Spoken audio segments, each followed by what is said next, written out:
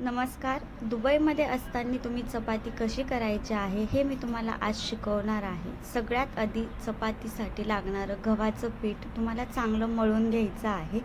मळून झाल्यानंतर ते बाजूला ठेवायचं आहे. त्यानंतर गॅसवर तवा ठेवायचा आहे.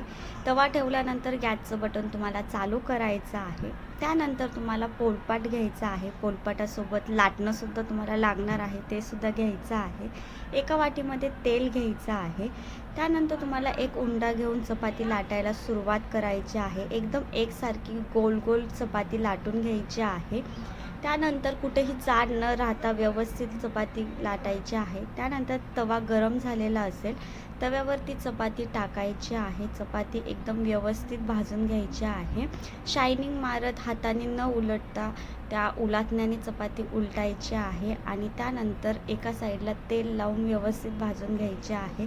त्यानंतर दोन्ही साईडला तेल लावून व्यवस्थित भाजून घ्यायची आहे. कच्ची ठेवली तर नवरा म्हणेन चपाती कच्चीच राहिली.